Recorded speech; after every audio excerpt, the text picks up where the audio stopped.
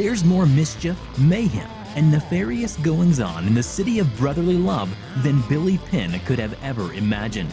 We've got it all here on the Twisted Philly podcast. True crime, haunted history, the coolest and creepiest places to visit. Welcome to Twisted Philly.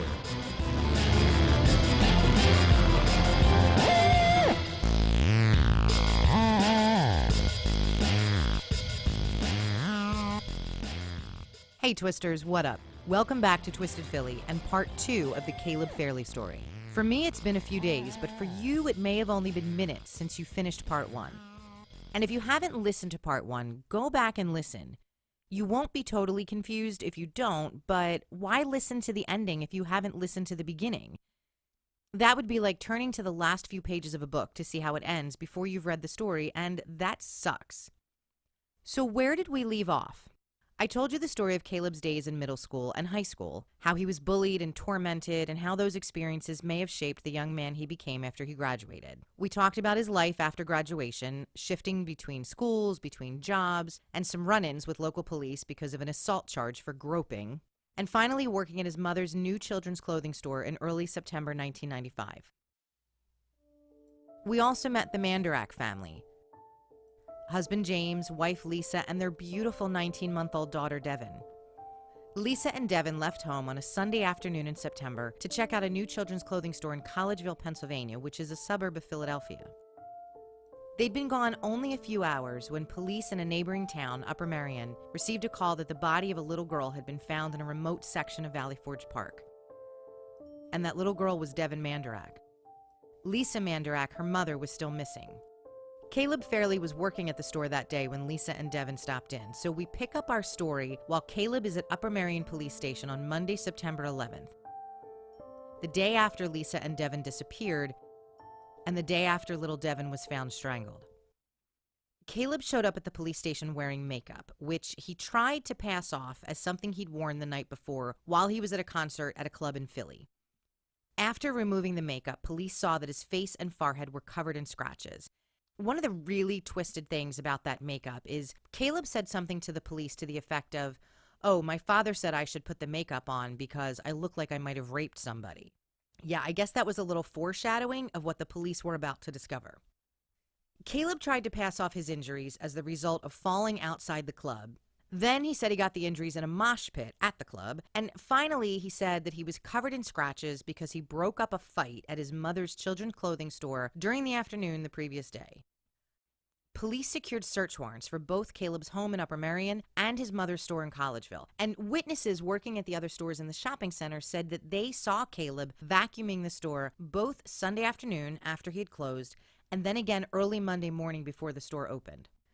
In Caleb's room, the police found a pretty significant stash of porn, fantasy role-play games, vampire literature and games, and a shirt with an image of a woman being ravaged by vampires that just coincidentally looked like Lisa. In the Collegeville store, there was very little surface evidence. Police took apart the vacuum and found strands of long black hair that had been forcibly removed from someone's head. And they noticed areas of the carpet in the rear of the store that looked as if it had been scrubbed. So they used a special light to examine the carpet, and what this light does is it makes certain substances glow. And police identified 2 areas of the carpet that needed testing.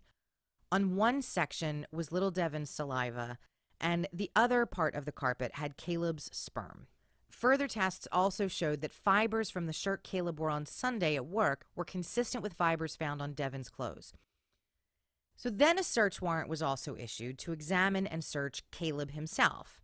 The medical examiner determined that the abrasions all over his face and his forehead and his hands and his wrists were consistent with fingernail marks. Someone had fought him, and they were fighting for their life. Finding Lisa was urgent. Both the Upper Merion and Collegeville Police and Montgomery County District Attorney Michael Marino knew that preserving evidence would be critical in prosecuting Caleb Fairley for both Lisa and Devon's murders. On Monday, September 11th, police across the county searched for Lisa Manderach, but they didn't find her. That night, Caleb's first attorney, Mark Steinberg, said that he could direct authorities to the location of Lisa's body if the prosecutors wouldn't pursue the death penalty. This was an impossible decision.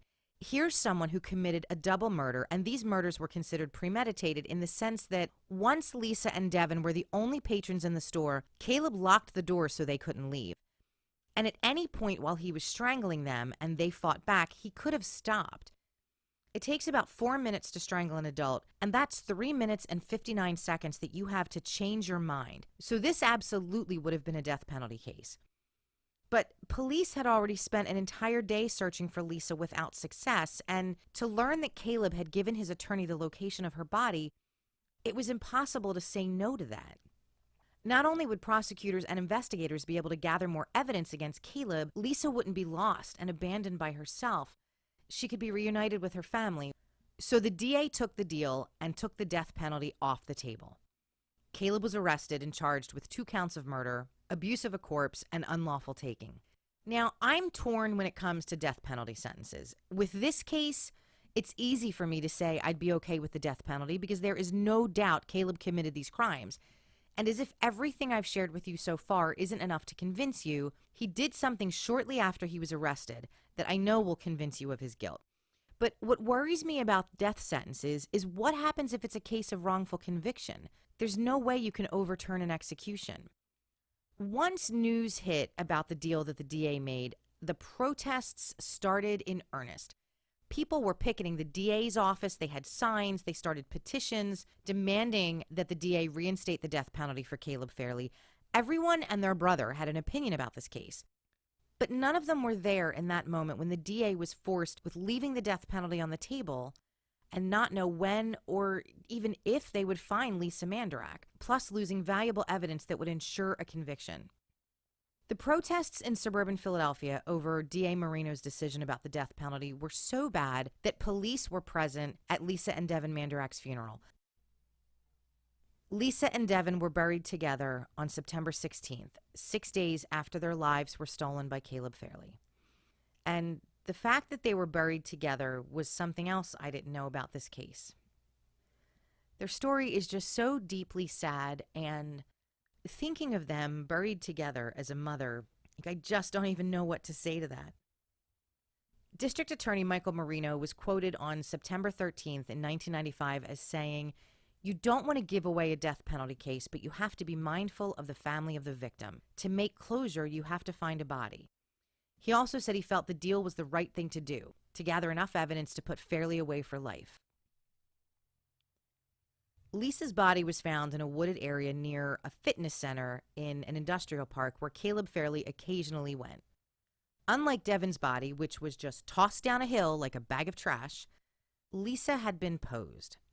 She was naked with the exception of her black lace blouse that had been pulled over her chest, and her long black hair was pulled down over her face, and her body was positioned in a sexually suggestive posture. DNA played an enormous role in building the case against Caleb Fairley. If you remember in the first episode, we talked about DNA evidence found in the carpet. I mentioned it again at the top of this episode. Devon's saliva was found in the carpet, as was Caleb's semen, and the long black hairs recovered from the store vacuum cleaner did indeed belong to Lisa Manderach. There were also stains on the shirt Caleb wore while he was working on Sunday at the clothing store that contained Lisa's DNA. Lisa's fingernails were ripped, they were jagged and broken, and some of them were torn off entirely. Under the nails that did remain were Caleb Fairley's skin cells. Those scratches that he had all over his face and his head were from Lisa fighting. Her family called her a fighter. They said she never would have gone down without a fight, for herself and of course for her daughter, and that is what she did. She fought Caleb in the back of that clothing store with everything she had. She was only 5'3" and about 120 pounds. She was tiny and lithe, and she was just no match for Caleb. I cannot even begin to imagine her terror, not for herself, but for her daughter. God, I wish this story had a different ending. I wish it had a happier ending, but we all already know that both Lisa and Devon were murdered. If there's one thing that sticks with me about this story, it's the way Caleb's face was torn up. Lisa fought like a maniac with every ounce of strength she had, and even though she couldn't defend herself or her baby girl, she was able to get his DNA under her nails, making sure there would be no doubt who her attacker was. So with all the DNA, the statements from Lisa's husband, and the other shopper at Your Kids and Mine on September 10th, the prosecution was able to paint a picture and a timeline of what happened that afternoon. Lisa and Devon arrived at Your Kids and Mine at about 3:40 p.m., and we know that from the woman who was checking out as they walked in the store based on the timestamp on her receipt. Caleb was immediately attracted to Lisa. She was petite and slender with pale skin and dark raven hair. She was exactly the type of woman that fit his vision of the preternatural fantasies he thought about. When Caleb realized that Lisa and Devon were the only customers in the store, he locked the door, making it impossible for them to leave without his permission. Caleb propositioned Lisa, and she turned him down, and he didn't take that rejection well. Going back to those high school classmates I spoke with, a few of them told me they wouldn't have been surprised if he had never had sex, ever. And they could imagine him losing his shit when Lisa said no to him. So then he assaulted her, and he strangled her while she tried to fight him off. Police believe Devon was standing nearby crying. And to stifle her cries after watching her mother be attacked, Caleb Fairley strangled Devon as well. At some point after strangling Lisa, he physically assaulted her, and that's what led to the charge of abuse of a corpse. After killing both Lisa and Devon, Caleb loaded them into his car. He drove through Valley Forge Park and dumped Devon, leaving him alone with Lisa and all of his sick, twisted fantasies. And then he left Lisa in the woods not far from the store. Every time I did research for this story, I couldn't stop thinking about Lisa. I still can't. I won't be able to after this episode is finished. I've thought about her so much over the last 20 years. We all have. So many of us in suburban Philadelphia were just shocked at how horrific this crime was. And I think what is the hardest for me is I can't get images out of my head of what her last moments must have been like. Maybe it's because I'm a mom. I don't know. As a parent, I believe we feel more terror for our children than we do for ourselves. And I also think about how we're raising our girls and boys. Caleb Fairley saw Lisa Manderach that afternoon, and he thought he was entitled to her.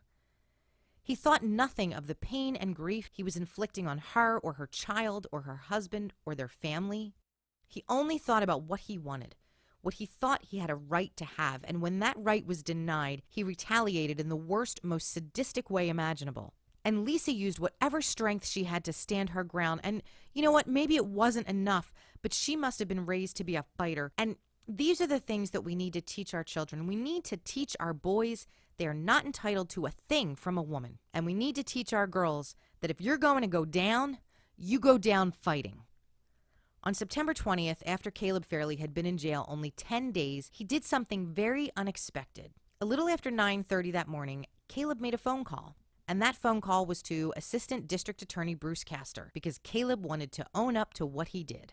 Before that phone call, he never actually confessed. I mean, sure, he told his attorney where they could find Lisa's body, and to me, that's as good as a confession. But his guilty conscience eventually got the better of him, and he wanted to take accountability for his crimes. He also wrote 2 letters to friends, so contrary to what I read about Caleb and what I was told about him by the people who went to school with him, it would seem as if he did actually have a few friends. In those letters, he talked about being filled with hatred and rage, and he said although he couldn't talk about his crimes, he felt he was where he belonged. In one letter to his friend Leanne Geyer from Pottstown, Fairley said, "You trusted me to watch your house, and I've even watched your children once. I hope that you don't think you were ever in danger from me." And then he said, "I'm sorry I hurt you." So here's a man that you let watch your children, and this is absolutely no judgment at all of his friend Leanne.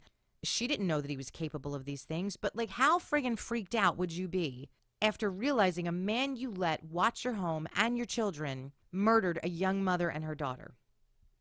Interestingly enough, Leanne was a witness for both the prosecution and the defense. Speaking of prosecution and defense, let's talk about Caleb's trial. In November 1995, Thomas Egan, who was Caleb's second attorney, yeah, that first guy realized what a dog this case was, and he bolted. Thomas Egan said he was considering a defense of insanity. Defense? What defense?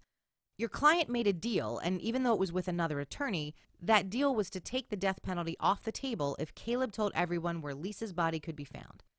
So doesn't that mean he sort of pled guilty, even if it was by default? No, Twisters, it does not.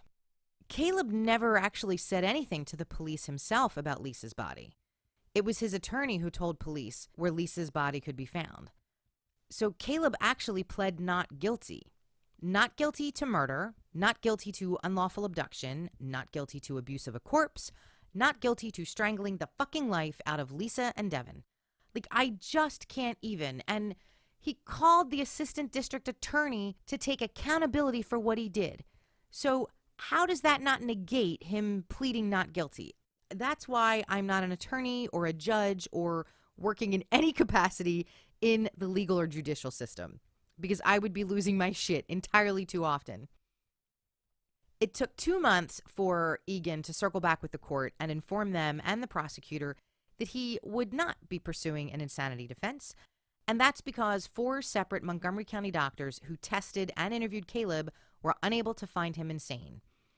Although I think anyone who does twisted, heinous shit like this has to be out of their fucking mind.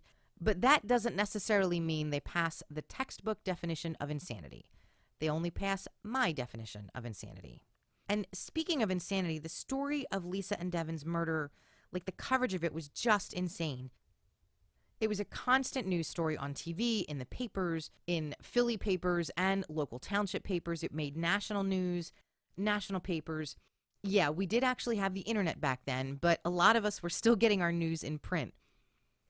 Caleb's attorney actually wanted a change of venue, but the trial was still held in Montgomery County. Jurors, though, were selected from Dauphin County, which is the county where Harrisburg sits, and then they were bussed into Norristown. Thomas Egan also tried to have the DNA suppressed. Seriously? Are you out of your mind? Like, maybe this guy should have been ruled insane, but what else was he going to do? He had to provide some sort of a defense. He also tried to suppress the call Caleb made to Assistant District Attorney, but the DA didn't need that call because they had so much DNA and other evidence against Caleb, so they didn't even fight to put it in. But, and there is always a but, Twisters, I guess Caleb's attorney Thomas Egan came to his senses at some point, because by the time the case went to trial, Caleb pled guilty. So technically, this guy doesn't really have to provide a defense. He just has to convince a jury to find Caleb guilty of third-degree manslaughter versus first-degree murder. And that wasn't easy. An entire cartful of evidence was wheeled into the courtroom. It had Devon's clothing and Lisa's clothing. It had Caleb's vampire t-shirt with the picture that looked like Lisa. There were photos of Devon when she was found in Valley Forge Park, photos from birthday parties, photos of Lisa where she was found. There was also a photo of Caleb the day after the murder when his face was covered in scratches. Upper Merion detectives testified about showing Caleb a photo of Devon from her first birthday party the day that they were interrogating him, and he broke down, shaking and crying. Prosecutors used all of the evidence to help tell the tale of Lisa and Devon's last hours between 3:30 and 5:30 p.m. And the defense, well, there wasn't much of a defense other than Thomas Egan calling character witnesses on behalf of Caleb Fairley. Assistant DA Bruce Castor began his closing argument by standing before the jury in silence. And, one thing that I love about the DAs in suburban Philadelphia, at least from the cases I've covered for true crime so far, is that they've all really got some balls. So he stands there in silence for a full minute, not speaking. And then he says to the jury, "I'm sure there's all kinds of questions running through your minds, why I stood here not speaking." So he told the jury he stood there for a full minute in silence because it takes 4 times that long to strangle a person to death. On April 25th, 1996, the jury took just 3 hours to find Caleb Fairley guilty on 2 counts of first-degree murder, 2 counts of abuse of a corpse, and 1 count unlawful taking. Caleb's sentencing hearing was about 3 months later on July 24th, and he was sentenced to 2 consecutive life sentences. Shortly after his sentencing hearing, Caleb filed a motion for a new trial, and that was denied on November 18th, 1996. But the kid tried, I'll give him that. His reasons were many. First, he disputed that evidence should have been suppressed because the police didn't have properly executed search warrants. Well, that objection was denied because the affidavit of probable cause was in order and properly executed. Then he contested the validity of DNA evidence and questioned the reliability of PCR evidence.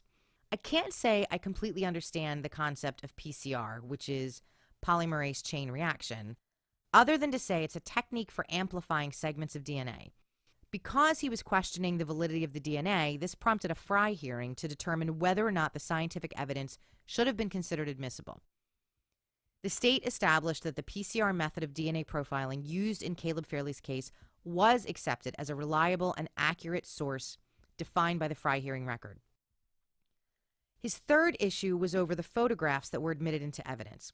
Caleb objected that they were inflammatory and should not have been used. Well, Caleb, maybe you shouldn't have fucking killed a beautiful young mother and her 19-month-old child, and you wouldn't have to worry about whether or not photos of their dead bodies were considered inflammatory. Here's what he objected to. He objected to the 2 black and white photographs of Lisa Manderach's body because she was naked. She was naked because you did that to her. In 1985, the Supreme Court determined that black and white photographs of victims, even if they were naked, were not inflammatory. Plus, the jury was properly cautioned and warned about the contents of the photographs. So, sorry, Caleb, survey says, eh. He also objected to 2 photos of Devon. One was her autopsy photo, which was adjusted to hide any blood or anything that would make it inflammatory. But there was bruising on her nose that was important to show the jury because it supported the prosecution's claims that Caleb pinched her nose to cut off her air while strangling her. The other photo was from Devon's first birthday party, the same photo that the Upper Merion detective showed Caleb during his interview when he broke down. These objections were denied as well, and ultimately all of this led to the denial for a request for a new trial. So for the next 16 years, Caleb didn't say boo to a goose. There were no more appeals, nada. But there were a lot of other developments associated with the case over that time. A few months after the murders, Caleb's mom, Ruth Fairley, opened another children's clothing store, this time in Audubon, Pennsylvania, which isn't far from Collegeville, and it's a little closer to Upper Merion. Yeah, she opened a children's clothing store. Like, who the hell would shop there? As you can guess, it eventually closed. In March 1998, Caleb's father, James Fairley, made headlines when he was arrested on charges of dispensing drugs without a prescription. Yeah, his pharmacist father. So, for over a year, he was providing Darvon to a woman in a nearby town without a prescription. He was giving her the drugs for money. Then, when she couldn't afford to pay out of pocket, she paid out in something else. He started exchanging the pills for sex. He was giving this woman like 100 pills a week for a year. How could you even consume 100 pills a week? She had to have been taking over, I don't know, like 15 Darvon a day. How do you function? James Fairley was found guilty in July of that year, and he was supposed to serve between 6 months to 2 years, but he was eligible for work release. And then, since he lost his pharmacy license, he was hoping that he could keep the storefront open just without the pharmacy. But again, why the hell would anyone shop there? In June 1998, hundreds of volunteers who had worked for 2 years on fundraising came together to build a castle and heart-shaped slides for what became a memorial park in honor of Lisa and Devon. After hearing about the murders, a Limerick resident named Ginger Childs asked the Limerick Board of Supervisors to donate land from the township's open space for a playground.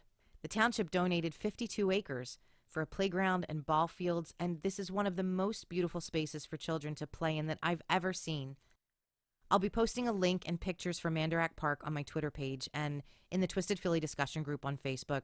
And I need to give a Twisted Philly what up to my junior high friend Mindy for telling me about the park. I never knew about it, and seeing something that beautiful as a remembrance to Lisa and Devon adds just a little bit of light to this story. Earlier that same year in 1998, the Manderach family sued Caleb's parents for wrongful death. Ruth and Jim Fairley were ordered to pay $1.6 million, which went to Lisa's husband, James, and her mother, Lorraine McKay. The Fairleys' attorney argued the settlement, stating that the store's $1 million insurance policy should have been enough compensation.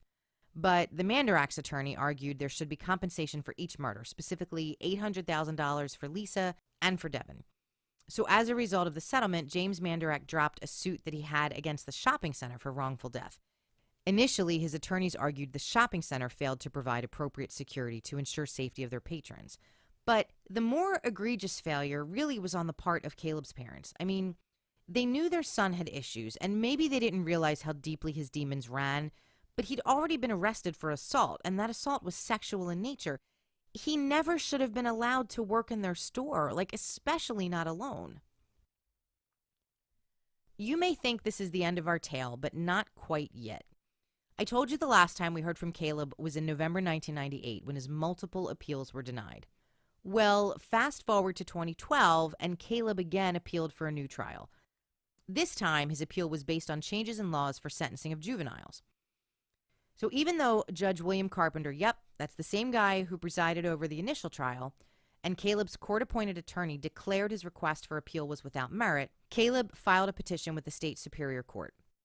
He requested his 2 life sentences be vacated and he receive a new trial, or at a minimum, he receive a new sentencing hearing. And the argument he made for this was the U.S. Supreme Court's ruling on June 25, 2012, and that was a change in sentencing that ruled mandatory life sentences without parole for anyone who committed murder before they were 18 were a form of cruel and unusual punishment. Caleb argued that it didn't matter he was 21 because the appellate court ruled a person's biological process is typically incomplete until they reach his or her mid-20s. So Caleb may have been 21 when he committed the murders, but he was only about a month away from his 22nd birthday. So what are you saying, Caleb? I mean, you were already 22, practically. So in 2 more years, you would have had some major biological change that would have eradicated all of the hatred and rage and would have prevented you from murdering Lisa and Devon? I doubt it. That is an enormous crock of shit. And that's why both your court-appointed attorney and Judge Carpenter not only found your appeal to be without merit, they called it frivolous. Caleb was 38 when he filed the appeal in 2012, and I have no information about whether or not he actually went forward with the petition at state superior court or at the federal level. I've emailed the DA's office, I emailed journalists from multiple papers and online news sources who reported on Caleb's appeal, asking if they knew anything else about what other steps he might have taken, and no one has responded to me. I am either too pushy or not pushy enough, and I'm guessing it's probably the former. And Twisters, that is the end of our tale of Caleb Fairley and Lisa and Devon Manderach. For now. I will try to do a follow-up episode if I ever get an update about Caleb's appeal. I didn't do any what-ups at the start of this episode because I wanted to quickly jump back into the story. So if you don't mind, I'll do a few right now. My first what-up is to Michael Marino, the district attorney who took the death penalty off the table so police could recover Lisa Manderach's body. He took a shitload of heat and grief for that decision. It's so easy for me to sit here behind my microphone and my computer and tell you how I think I would have reacted if I was one of Lisa's family members, or how I think I would react if this decision was being made about someone in my family, or, God forbid, my child. I would want her back as quickly as possible. Yeah, I'd probably want someone like Caleb Fairley dead too. But if it was a choice between one or the other, I would take the quick recovery of my family member. My next what-ups go to the people who were willing to talk to me about Caleb. You may have noticed I didn't use anyone's names. I didn't even use gender pronouns. And that's because in our community, people still talk about this case. And I didn't want anyone local listening to this episode and then giving shit to anyone who talked to me. So thank you and what up to my anonymous sources. What up to Ginger Childs, the woman who envisioned something beautiful growing out of the story of Lisa and Devon's murder. Yes, there were hundreds of people who worked for years to make Manderach Park a reality, but it started with one person who had one idea. And my last what up, and this is a tough one, goes to Lisa Manderach. Lisa, I think you are a badass boss bitch. Among certain circles of friends, calling somebody that phrase is one of the highest levels of praise that we can give. And if anyone is offended by me calling a murder victim a badass boss bitch, I'm sorry, and you can go scratch. Lisa, you went out fighting like a warrior. And unfortunately, you were facing the devil. I don't know the reason why it was you and Devon that day, and I don't know that any of us ever will.